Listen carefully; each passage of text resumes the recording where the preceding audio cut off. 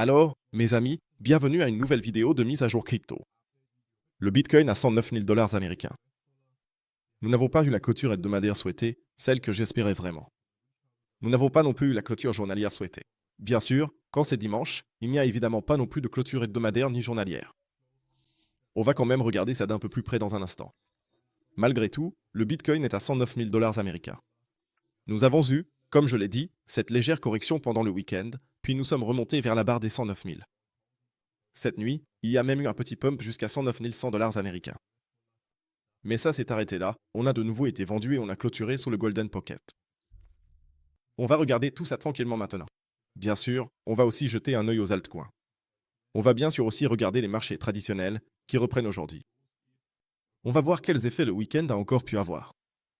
Mais avant de commencer, n'hésitez pas à liker la vidéo, à vous abonner à la chaîne si ce n'est pas déjà fait, et bien sûr à rejoindre le groupe Telegram gratuit de discussion et de signaux. Si vous avez envie d'avoir des mises à jour, des actus et des signaux, n'hésitez pas à nous rejoindre. Le lien est disponible gratuitement en bas dans la description de la vidéo. Et si vous cherchez encore une plateforme pour trader tout ce dont on parle ici, inscrivez-vous volontiers sur mon exchange partenaire Dinks. En ce moment, il y a jusqu'à 11 500 USDT de bonus à récupérer. Et en plus, comme je l'ai dit, vous pouvez y trader absolument tout ce dont on parle ici. Voilà. Oui, le Bitcoin à 109 100 dollars US. Comme je l'ai dit, on est ici sur un time frame de 4 heures. On n'a pas réussi à passer au-dessus du Golden Pocket. Comme je l'ai dit, cette nuit, on est encore une fois revenu dans la zone des 109 100 dollars US, on a clôturé en dessous ou dans le Golden Pocket, et maintenant, avec la prochaine bougie de 4 heures qu'on a ici, la vente a de nouveau commencé. Donc, ce n'est pas vraiment un signe positif. Je vous ai aussi dit que le weekly close n'était pas vraiment très bon non plus. Il y a quand même eu un facteur, à savoir que c'était la clôture hebdomadaire la plus haute de tous les temps. Il faut reconnaître ce point positif à Bitcoin.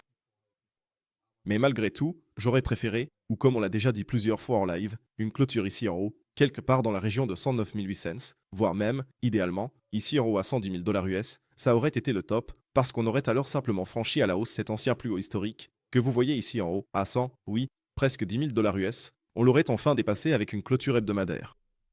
Jusqu'à présent, on a eu, en vue hebdomadaire, qu'une mèche, 2, 3, 4 et maintenant peut-être cette semaine, la 5e, où on a eu à chaque fois des mèches au-dessus de cet ancien plus haut historique, mais on n'a jamais vraiment réussi à le franchir durablement vers le haut. Et c'est justement ce point-là qui continue de m'agacer énormément en ce moment. Vous le voyez aussi en vue journalière, on n'a toujours pas obtenu de sommet plus élevé. Nous avons toujours le sommet plus élevé ici, à 110 200 dollars américains. C'est ainsi que nous aurions pu complètement clôturer cela en hebdomadaire et bien sûr aussi en journalier. Mais comme vous le voyez, jusqu'à présent, seule la liquidité a été prise, et ce sont justement les points négatifs auxquels nous devons faire attention ici.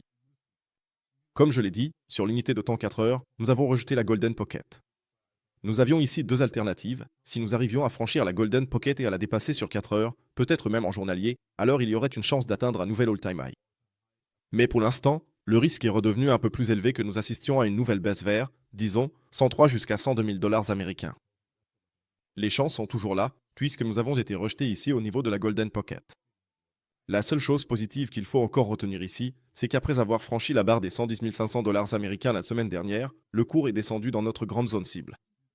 Ceux qui sont passés loin à ce moment-là, si vous vous en souvenez, c'était, oui, l'ancien niveau 0,5 jusqu'à la zone de la Golden Pocket. Vous pouvez encore le voir ici. Ceux qui sont passés loin à ce moment-là auraient en tout cas pu prendre des profits maintenant, ou devraient d'ailleurs en prendre. Ensuite, il y a eu le mouvement inverse et maintenant, on se retrouve à nouveau dans la Golden Pocket, donc Take Profit 1 ou Take Profit 2. Vous pouvez tout à fait prendre vos profits et éventuellement même ouvrir un petit hedge short, mais seulement si vous êtes centré long là en bas. Sinon, comme je l'ai dit, ce sont les deux alternatives.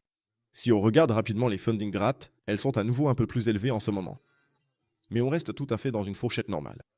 Mais si on compare ça aux dernières semaines, on voit déjà, oui, plus de blanc en tout cas et parfois même du rouge. Les funding rates restent cependant tout à fait raisonnables. L'open interest, en revanche, me préoccupe un peu plus en ce moment. Et si on regarde la heatmap, ici on voit à 109 750.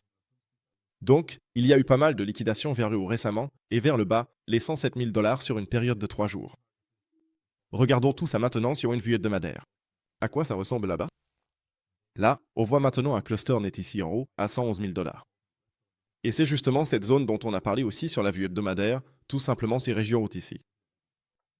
Si on clôture au-dessus, c'est valable aussi pour cette semaine. Si on clôture au-dessus, c'est totalement haussier. Mais si on obtient simplement un nouvel all-time high avec un swap de liquidité, c'est-à-dire juste un nouveau sommet historique, puis qu'on clôture même en dessous de la semaine précédente, alors c'est totalement baissier, juste pour, disons, aller chercher la liquidité là-haut et ensuite, eh bien, amorcer une correction plus importante vers le bas. C'est le risque auquel vous devez simplement vous préparer, ou du moins auquel nous devrions prêter attention. Sinon, il ne s'est rien passé de plus. Voyons voir ce que Trump va encore faire aujourd'hui. Les droits de douane ont de nouveau été repoussés et, Elon Musk a fondé son propre parti. On va voir quel impact cela aura encore sur le marché. Oui, les altcoins sont toujours complètement morts. Il ne se passe vraiment rien de ce côté-là. Vous voyez ici, la fourchette, c'est toujours l'ancienne fourchette sur Ethereum. Même pendant le week-end, il n'y a eu aucun vrai mouvement ici. Ici aussi, pour être complet, le Daily Close, HM, rien de vraiment bouleversant. Weekly Close, un petit mot là-dessus aussi. Rien de vraiment bouleversant non plus. Vous voyez ici encore et encore ces low mèches vers le haut, ou plutôt des wicks. Ce n'est vraiment ni fait ni à faire. Il faut dire à ce stade qu'on a toujours la zone de résistance ici en haut. Sinon, il ne se passe vraiment pas grand-chose ici. Solana aussi, oui, c'est le même scénario en fait. Là aussi, si on zoome un peu plus près, phase totalement latérale, aucun vrai élan ici. On en a parlé la semaine dernière. Tant que cette ligne tient, la ligne de support jaune, tout va bien. C'est du moins ce qu'on voit pour l'instant. On va déplacer un peu plus bas notre zone d'achat long ici, au cas où on aurait encore un faux départ, parce que la possibilité existe toujours ici en bas. Mais c'est aussi tout simplement un énorme cluster de plus de 5% où il faut vraiment se demander si ça vaut encore le coup d'entrer en long ici en bas. Autant se concentrer sur le Bitcoin et éventuellement déclencher une position longue là-bas. Bon, passons alors. Marché traditionnel, oui, l'or reste un peu faible, mais c'est plutôt une phase latérale pour l'instant. Ici aussi, tant que la limite tient, tout reste positif. En termes de volume, ça commence aussi à diminuer un peu, donc la pression de vente baisse également petit à petit. Et l'euro face au dollar américain est aussi plutôt en phase latérale. Vous le savez, on est short depuis à peu près ici, depuis 1,172, mais là aussi, il ne se passe vraiment pas grand-chose en ce moment. C'est comme ça, et il faut qu'on se l'avoue, c'est tout simplement le creux de l'été et il faut qu'on s'y adapte. Le DAX a encore testé le Golden Pocket ici en haut, mais sinon, il y a aussi peu de mouvement. On passe à la carte suivante et oui, pour toutes les bourses américaines, je suis plutôt curieux de voir ce qui va se passer cette semaine. On attend toujours notre record historique sur le Dow Jones. Si le Dow Jones devait battre le record historique cette semaine, comme je l'ai dit, je pense qu'on va encore le faire avant une correction. C'est ce que j'ai dit pour tous les marchés boursiers, que ce soit le Nasdaq, le S&P 500 ou le Dow Jones. J'aimerais bien voir un record historique partout pour alimenter l'euphorie, dire « Waouh, tout va super bien dans le monde entier » et ensuite, à un moment donné, on pourra amorcer le retournement. À mon avis, ça ne vaut pas le coup de shorter ici pour l'instant parce que la tendance haussière est clairement toujours intacte.